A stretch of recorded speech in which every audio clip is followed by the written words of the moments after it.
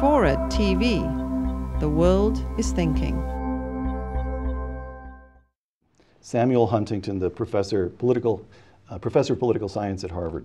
Quote, "Unlike past immigrants, Mexicans and other Latinos have not assimilated into mainstream U.S. culture, forming instead their own political..." You're already shaking your head. No, Get the reaction shot here. The guy needs to get out more.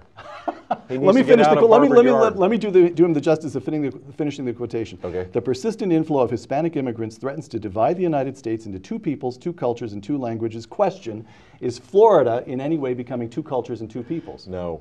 And Professor Huntington, who I'm sure is a really smart man, needs to truly get out of the zip code of Cambridge. And so does Tom Tancredo. And so do the people that use this, not Dr. Huntington, but politicians that use this as a wedge issue.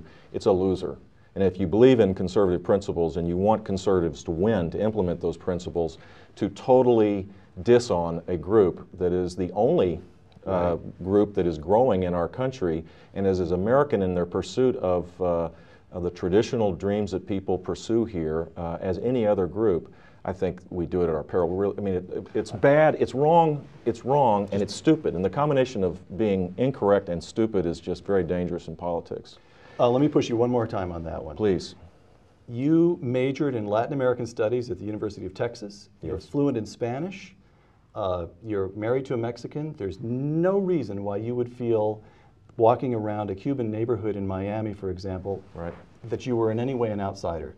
But let's take somebody of our age Right. who grew up in Florida, who Right. was born in Florida in the 50s, and now wanders around portions of his own state and feels as though he's the foreigner. Well, here's the answer to that. I'll give you a specific answer. Marco Rubio, 32-year-old, 34-year-old now, Speaker of the Florida House. He speaks better English than you and I do. He's eloquent. He's downright eloquent. He speaks Spanish fluently. His parents speak halting English. His parents worked hard, 2 jobs. They came with nothing. They worked 2 jobs so their son could go to the University of Florida and then to the University of Florida Law School. They saved their money. They did everything that every immigrant group and people born here, what we expect them to do, to provide for their families. And the pride in their son, when he assumed this responsibility as the first Cuban American to be Florida Speaker of the House, was as American as any other parent.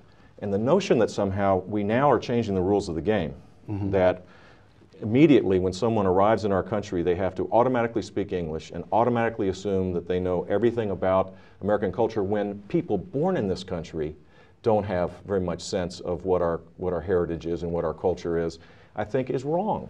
And so, with all due respect to the people that may feel that they're the foreigner in these countries, if they look at the next generation, that assimilation, acculturation is happening just as it did generations ago.